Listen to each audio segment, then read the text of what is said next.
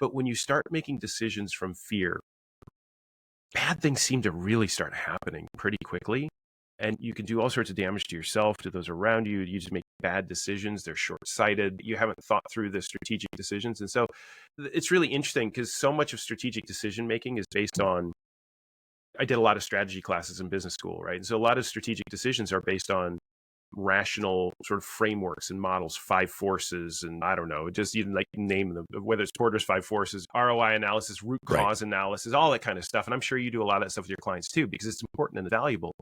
But at the end of the day, I think we tend to forget that strategy execution, at least, isn't just a left-brained rational activity. It's a right-brained emotional one. And if you aren't regulated on the emotional side, which is so easy to say and so hard to do.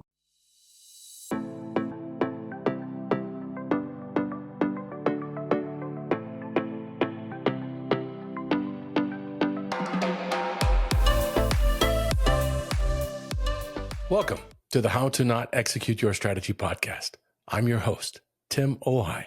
These are the lessons that make you the leader you want to be. Go to timohai.com to learn more. My guest today is Brent Adamson. Brent is a world-renowned researcher, author, presenter, trainer, advisor to B2B commercial executives around the world. You may have even heard of his books, The Challenger Sale and The Challenger Customer. Brent is also co-founder of A2B Insight, where he continues his research and advisory work. He is also co-founder of Q's, a cutting-edge AI-guided micro-coaching platform. His forthcoming book, The Frame Making Sale, is due out September 9th, 2025. And I'll tell you right now, buckle up for a wild ride in this conversation. Brent is a friend of mine, and this conversation gets real about fear, decision-making, and how confidence separates great leaders from the rest. See the show notes for more information about Brent and to also get access to the leader guide for this episode. Let's get to it. I cannot believe I have the legendary Brent Adams. I know you love this stuff. I have the legendary Brent Adamson as a guest today. Brent, I'm so excited you're on, but to be fair, folks need to know we like to give each other a little bit of a hard time. So if that bleeds into the conversation, well, that's par for the course. Brent, how are you doing? I'm good, Tim. I will tell you the same thing that I tell everyone, which is absolutely true. Definitionally, I'm actually not the Brent Adamson. I am a Brent Adamson, because if you go to LinkedIn, there's at least 4 other Brent Adamsons. In fact, I'm not even the only Brent Adamson from Nebraska. There's a Brent Adamson in Kearney, Nebraska, of all places. So as I tell people all the time, I'm just a schlub like everybody else. That's awesome. Which means you're a schlub too. I think I may have just called you a schlub by accident, Tim. But I tell you what, you're not going to find a lot of Tim Ohais. You'll get Tim O'Hare. I get that That's a lot. fair. But Tim Ohai, although I did find there's a whole branch of Ohais in Nigeria that apparently that's a Nigerian surname. My last name is much longer. So Ohai is just a little piece that we got to keep. Right. Did I ever tell you that? Oh, yeah. No, that's a side conversation. We haven't even started yet. We'll do that some other time. That's where we go. Very good. All right. So I'm going to ask you the question I ask everybody right off the bat. Okay. Brent, tell me about a time you had a strategy that didn't go as planned. And this could be a strategy you were running, could be a strategy you were advising on as well. So I'm guessing, Tim, because I know you and I know what you do, and we're just friends. So you're looking for like a strategic decision, direction, business thing. And we can talk about all that if you want. But can I tell you a different sort of like a strategy isn't like a tactic? Because there might be a life lesson here. There probably isn't. It's just me being dramatic. But there's video of this one, so you can actually see this happen on videotape, which I can make available if someone asks really nicely on LinkedIn someday. I was in Orlando about 12 years ago. It was sales kickoff season like it is now. I was on stage in front of about 500 people. The company happened to be Skillsoft, the e-learning company, and I was presenting Challenger. And so you present sometimes on big stages.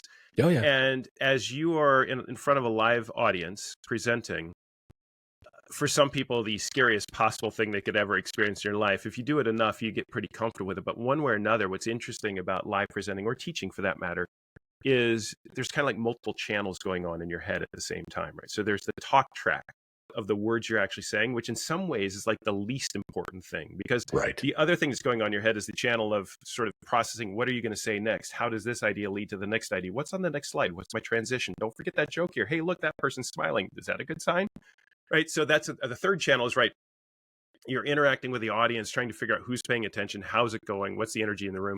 And then there's another channel, just figuring out like, okay, what do I need to do to make this more effective? Well, somewhere in that fourth channel, if you want to call it that, is you're strategizing on how to make this the most effective presentation. At this particular setup, the way it often works is there's a big stage, and then there's screens on either side of the stage showing the slides, as you've seen many, many times. Most of your listeners probably have as well, right?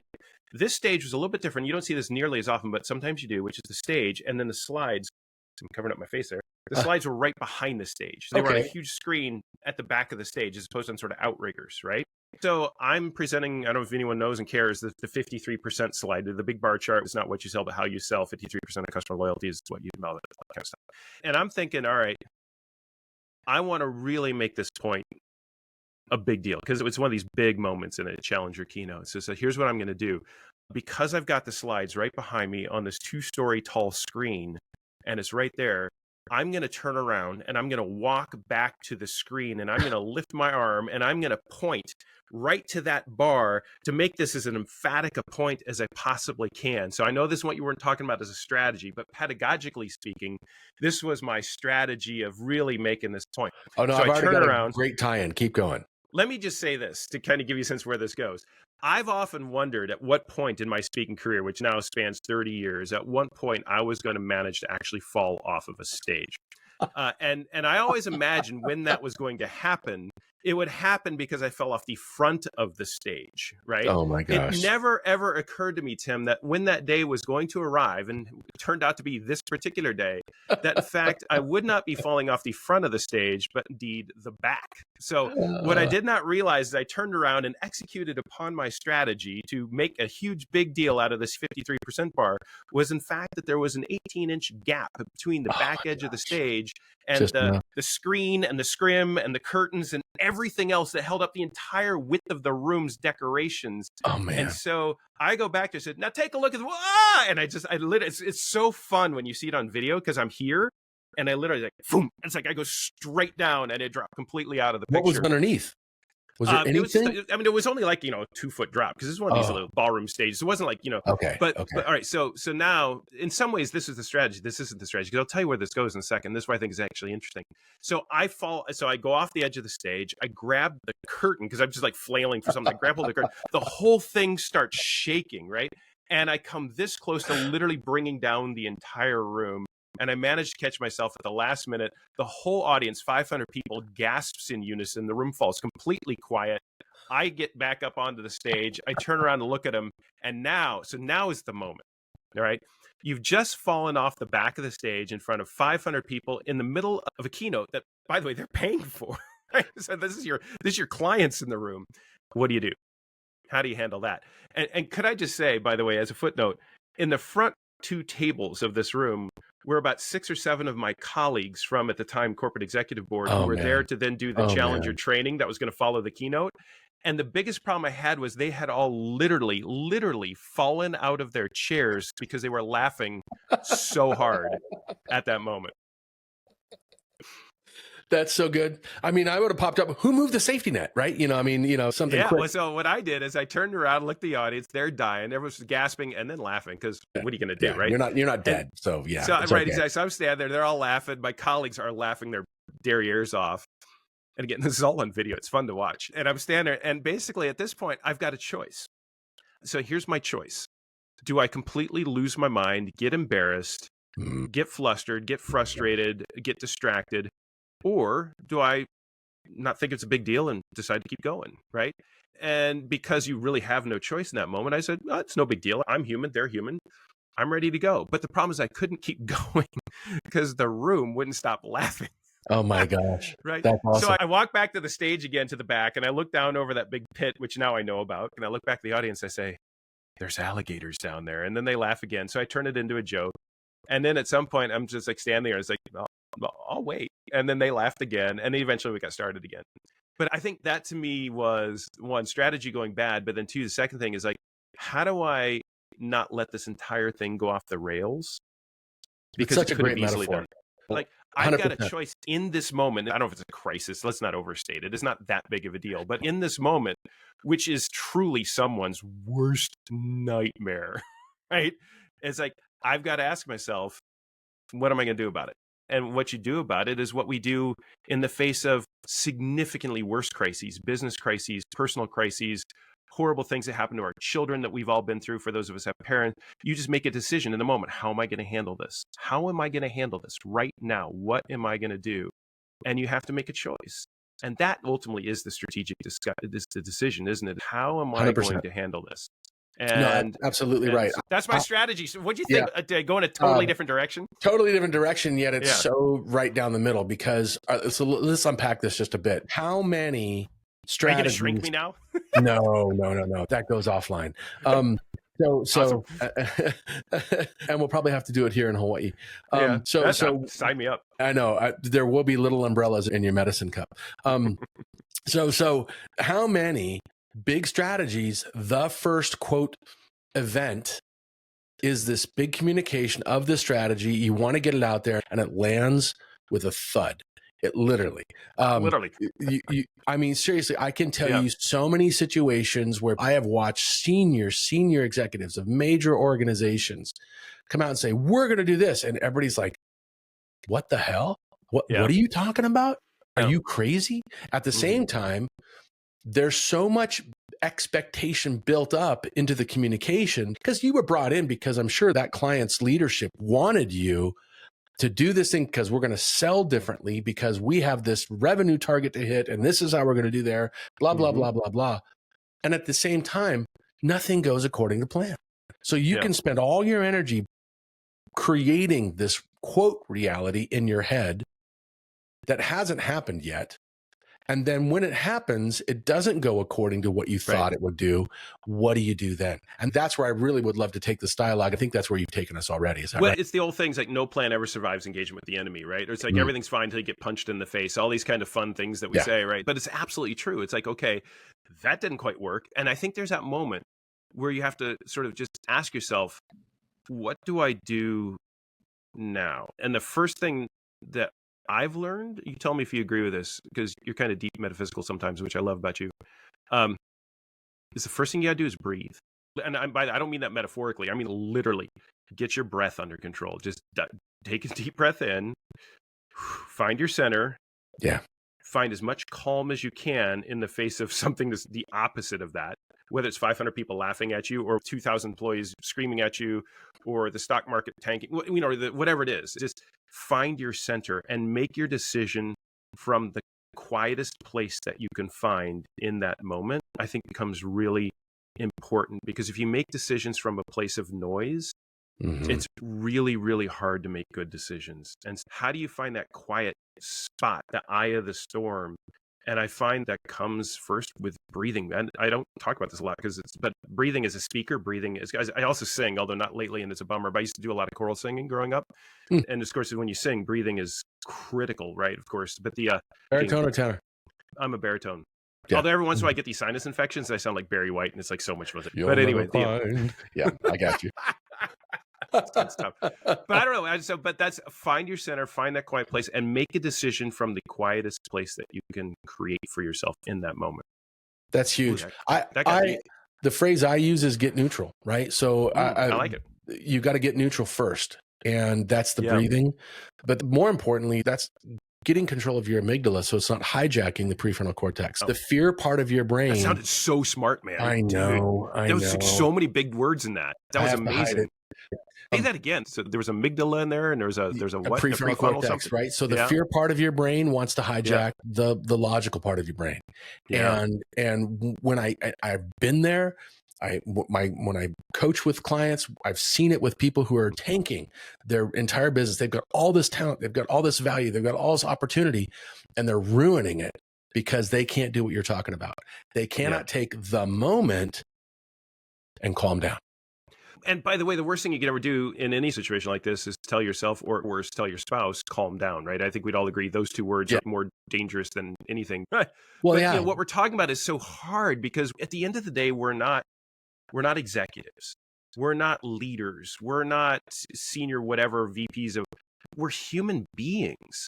And what we're talking about, what you and I are talking about isn't about business operations or strategic decision making. We're talking about humanity and human interactions in any context with your children, you're trying to work them through a math problem and they start crying because they're frustrated, and then you get frustrated and you calm down, or you're in an argument with a friend or a spouse. And then certainly, of course, in a business setting, um, it's so easy for all of us to say these things from a point of logic. It's very hard to remember them in the heat of the moment. And that, oh my God, that takes practice. I think we'd all hands on heart say, I screw this up on a regular basis. But when I find that place and when I can have that moment, the outcomes are always and invariably better. Well, there's a couple of things you're saying that you haven't said, but one is you already know this in advance, right? So you've prepared yourself with this knowledge, so you know that when something happens, breathe, calm down, get centered, get within yourself. So that's the old cliche of count to 10, right? But it's kind of true, isn't it? But do you practice outside of stressful moments? Do you practice breath work at all? Oh, there's so many. Like, add that to the long list of things I don't do. Right? That's a no. But I should. I should eat better. I should sleep more. Yeah, whatever. I should probably hate myself less. But so no, we're turning to therapy again. I got to stop. Yeah, we're turning to therapy. Brent, so let me put it to you this way. I have learned my morning routine is about getting up in the morning and then taking time to quiet my mind. Wow. And does that work? Man, it works so well. If you were like most leaders, you learned how to execute strategy through trial and error, and your teammates learned the same way, if they've even learned it at all. The result is that how we execute our strategies generates massive waste and fatigue, but it doesn't have to be this way. If you'd like to master how strategies execute, go to timohai.com/masterclass now. You'll find everything I use to help my clients thrive all in one power-packed place. Don't you think it's time to invest in yourself? All right, back to the interview. Yeah, it really does. I'm such a different person in just the last 5 years. And let's be really transparent. It all started with the grief work that I was going through when my wife, Diana, died. Yeah. I'm like, I have got to be able to figure this out. And it took me on a journey of realizing I don't have what it takes to do this. I either sit there and go, okay, I don't have what it takes and suffer, or I can learn to have what it takes. And I think this is the challenge for all of us. Can you learn what it takes? For me, it's 3 minutes of breath work, and then it's 5 minutes of no mind meditation. And that in the morning radically changes how I think. And then I have 3 questions I ask myself. And I literally I'll even put it out. I have this little thing on my desk. It says, get neutral first, right? Confidence, acceptance, and trust. And I constantly remind myself that if there's something happening or I'm watching something happen for somebody else, let's get neutral first. And then we can get to that center space you're talking about. But if I go off the rail, if I stop habitually practicing those things, it's just like exercise. It's exactly the same. If you stop running and then you want to go do a marathon, have fun. If you stop lifting weights and then you want to go pump hard, no, you're hurting yourself. And that to me is the key, is that preparation. So when you think about the leaders you work with and the leaders you see and the ones you respect compared with the leaders you work with and see and don't respect, how much of this regulation and awareness is a central foundation for that versus, and I'm open, anything else you may want to share. Yeah, no, it's interesting. I think, you meet leaders who are very good at this kind of thing, but frankly, I think it's few, not because leaders don't do it, because humans don't do it. Right. And again, they're people. And so it represents the same distribution in the leadership community as it does in any other, I would imagine. But the thing that I think is interesting to me, where I see leaders get into real problems in their ability to lead, their ability to execute, their ability to get something done, to fix problems, to address crises, is the same problem that we as humans do. Because again, the problem doesn't come from their leadership, it comes from their humanity, which is when they fall back, when they decide from a place of fear. This is something, as I've gotten older, I've become really interested in, partly just by what's going on in our country. I think so much, and this is not a right left, wherever people are in the political spectrum in our country right now, in the US at least, and maybe in the world, so much decision making is being made from a place of fear. Yeah. And to be fair, it's kind of understandable given what's going on in the world today. There's so many reasons to feel fearful, right? But I think you see the same thing in leadership as well. And it's, whether it's, I feel fear that I'm going to lose my job, I feel fear that I'm going to be, I'm going to underperform and somehow be branded a failure or whatever that's it. But when you start making decisions from fear, bad things seem to really start happening pretty quickly. And you can do all sorts of damage to yourself, to those around you. You just make bad decisions. They're short-sighted. You haven't thought through the strategic decisions. And so it's really interesting because so much of strategic decision making is based on, I did a lot of strategy classes in business school, right? And so a lot of strategic decisions are based on rational sort of frameworks and models, 5 forces, and I don't know, just even like name them, whether it's Porter's 5 forces, ROI analysis, root cause analysis, all that kind of stuff. And I'm sure you do a lot of that stuff with your clients too, because it's important and valuable. But at the end of the day, I think we tend to forget that strategy execution, at least, isn't just a left-brained rational activity. It's a right-brained emotional one. And if you aren't regulated on the emotional side, which is so easy to say and so hard to do, but finding your center and have it. I love the first word in your, I don't know what you call that, a plaque, your piece of your reminder, your crystalline, your slug of lucite. There you go. But the first word is, if I got it right, was confidence, wasn't it? Correct. Am I doing my best? Yeah. And I think, to me, so much of the new book I've got coming out in the fall, so many of the keynotes I'm doing now, you've seen a little bit of this already, Tim, is about confidence and self-confidence. One of the lessons there that I become so it's one of the reasons I quit my job, Tim, to write a book, which is completely bonkers. Somehow I sold my wife on this idea and she regrets it every single day now. But and that wasn't even a joke. But then I don't know. It's just like jury's out on that one. So buy it when it comes out, please. But the thing we found back when we were still at Gartner was this idea that the single biggest driver of a high quality, low regret deal is the degree to which customers report a high degree of confidence in the decision that they're making. So if I'm not confident making a large scale decision, I'm going to choose not to choose. The thing that's so interesting and why it was worth writing a whole book on this is because when leaders hear this, they think that's why you need to be confident in our brand. That's why you need to be confident in our company. That's why you need to be confident in our products. That's why you need to be confident in our people. That's why we need to be thought leaders. That's why we need to be trusted advisors.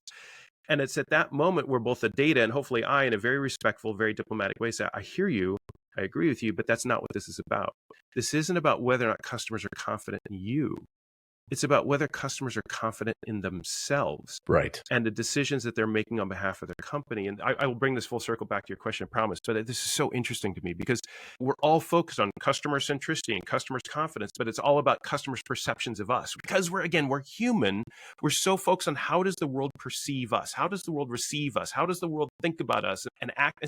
We're all centered because, again, we're humans.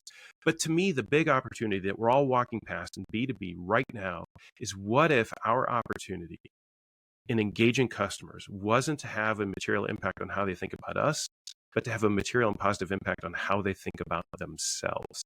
What if we could be that force in the world and the force in business that engages customers in such a way that leaves the world just a little bit better because you've helped someone feel better about themselves? And the only reason that matters is not because I'm a tree hugger, but because I got a bar chart that shows you're going to make a freaking ton of money doing it that way if you want to be crass about it. But as I say in the last page, literally the last paragraph of the book, and I mean this sincerely, is I don't think there's ever been a time where doing what's right for selling and doing what's right for just humanity have been better aligned, Tim, than they are today. And so full circle, this thing about, to me, in strategy execution is if you can flip your lens and think about, and I love your word again, confidence. How can I engage this is how I'm going to live the rest of my life. It's kind of how I've implicitly lived it up till now, and I'm going to explicitly and purposely live my life the rest of the 5 years, hopefully it's longer, maybe it's a couple decades. I don't know. I'm getting old and losing my hair. But I want to engage the world. I want to engage individuals in such a way that as a result of that interaction, that person feels a little bit better about themselves. That's bringing good into the world.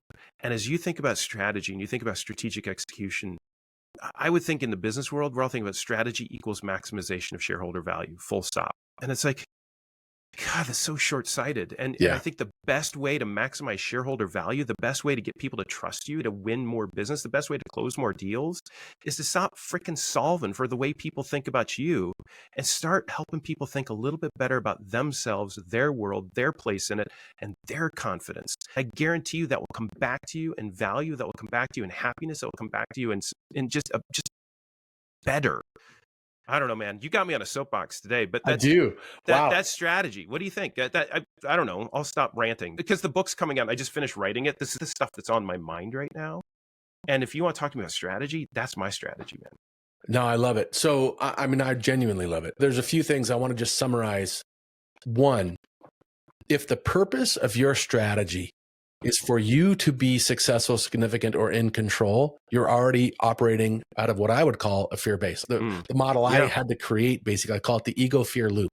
Fear is created by the ego. We're not born, we have a few fears that we're born with, like loud noises and things like that. But for the most part, we learn our fears. They come from the ego's definition of, hey, this feels good. This makes you feel like you. So let's be afraid of something, putting that at risk. Right. And that becomes the strategy. The strategy is not about, we're going to grow market share by X% by bringing this phenomenal value to our customers, and we're going to help them flourish and grow. It's I'm going to be famous. I'm going to be in Harvard Business Review, or I'm going to be rich, or whatever, or I'm just going to be in control of the whole thing. And success, significance, and control hijacks the whole thing and sets you up for fear-based decision-making. Because the moment you want success, significance, and control, you are afraid of failure, you're afraid of rejection, and you're afraid of risk and the unknown. And I think back to that larger global point you were making, that's where we're at. Everybody is so focused on being successful, significant, internet famous, whatever, or in control, that we have heightened our sensitivity to fear. And now fear-based decision-making has hijacked the greater narrative. And when you scale it out to how we live at home, how we live at work, how we live in our governments, how we live in our societies, in our marriages, the whole thing is fear-based. What happens in that kind of system is everything gets reduced. I think I'm saying this as if it's like true and I know it, but my senses, or just how I interpret it, is many things, if not most things, if not all things, get reduced to a zero-sum game. That the only way for me to win is for someone else to lose. If I'm going to have more control, someone else has to have less control. I have to wrest control from someone else, right? That's right. And it works the other way around, which is their victory equals my loss. And I fear in many ways that's where we're headed as a country in terms of how we govern. And that's not a dig at a certain party, I promise you. It's just that I think that that's sort of this mentality that we're developing as a people, not just in our country, I think around the world. You look at what's going on around the world, it's like there's this, the only way for me to win is for someone else to lose. And boy, that's a bad place to go, but it's so human. You know, who am I to sit here on my high horse and my big mic and say, what's wrong with all these people? Because you know what? I get it. I fall into this trap. We all do it because we're all humans. It's freaking hard, man. It's hard being a human being. It's hard being a leader. It's hard being an executive. But you just got to get up. And this is why I think your breathing exercise in the morning are so important. Find your center, find your peace, make decisions from that place, and just go out into the world asking, how can I raise the bar for everybody? How can I go through the Starbucks drive-through and help the barista just smile a little bit better? Just micro actions that become in Hawaii, we call that sharing aloha. Literally, you guys are just better over there, man. Someone cuts in front of you. Give them a shaka. Better yet, stop traffic. Let them cut in front of you and keep going. And everybody's like, yeah, that's how it is. So where I live, that's our thing. And I can always tell the transplants who move over here, like, why are you doing this? I'm going, hey, I got a bumper sticker on the back of my car that says, no change Waimea, let Waimea change you. Right. So it's like, hey, bro, no change Hawaii. Let Hawaii change you. Don't come over here with the I need me mine. Because hey, bro, it's a big circle. You know what? Bro, you go 2 hours. You're heading home already. You're not going anywhere else. Where are you going? What's the rush? That mindset shift is one of the reasons I moved back home. Because I love when you get all Hawaii on me. It's so well, you know, don't let the white skin fool you, brother. So, but that's what we're talking about. Don't trigger that part of your brain that's there. It has a purpose. If you're being chased by a wild animal, and you need that, but we're not being chased. We're living in probably the best of times. And we're afraid. We're more afraid than any of our ancestors have been. Yeah, it's crazy. Because that's what we think. If we want to change that, we have to change our perspective. I agree. And if you're thinking, if anyone's listening to this, you know, if anyone's made it this far, I have no idea. Yeah, I was going to say, we're going way over, but I'm going to let it run. Unlikely, right? But if one's listening to this thinking, wait, are we talking about just life? Or are we talking about business? Or are we talking about executives? Or are we talking about people? And the answer is yes, right? Yes. I mean, it's just yes. It's just, we're all just a bunch of schlubs trying to schlub our way. And if that sounds at all demotivating, I mean it actually to be just the opposite, which is if you accept your own sort of humanity and allow yourself to explore it a little bit, I think you find you find yourself in a community of people just trying to get through this, and that's where the strength is. So that's where the strength is, man. That's so perfectly said. I'm gonna close this down with that. Brent, it was so good, genuinely, and I'm so thankful for not only you being a guest in the show, but just our relationship, and I appreciate you very much. Yeah, I feel the same, Tim. Cheers, man. Aloha. Aloha. I hope you enjoyed that interview and got some solid takeaways. Here are 3 that I'd like to highlight. 1, strategy isn't about controlling outcomes. It's about how we respond when reality changes. No plan survives first contact with reality. Success isn't about executing a perfect plan. It's about staying calm, neutral, and decisive when things don't go as expected. Leaders must center themselves and make clear-headed decisions from a place of calm, not stress. 2, the most dangerous leadership flaw is fear-based decision-making. Fear of failure, rejection, or risk hijacks good judgment. Whether it's business, politics, personal life, fear leads to short-sighted decisions, defensiveness, and zero-sum thinking. Leaders who cannot regulate their fear will inevitably undermine their strategies and damage the very systems they're trying to grow. 3, great leadership and sales isn't about making others believe in us. It's about helping others believe in themselves. Shifting from how people feel about us to how people feel about themselves creates trust, commitment, and resilience. And ironically, drives better business outcomes too. In closing, there are 3 things that I would ask of you. First, follow me on LinkedIn and subscribe to my LinkedIn newsletter. You'll get even more content that will both challenge and inspire you every week. Second, please share this podcast with at least one other person right now. And third, hit those rating stars on whatever platform you downloaded this podcast. When you do that, it raises the visibility of what we are talking about to people just like you. Holomua, onward and upward.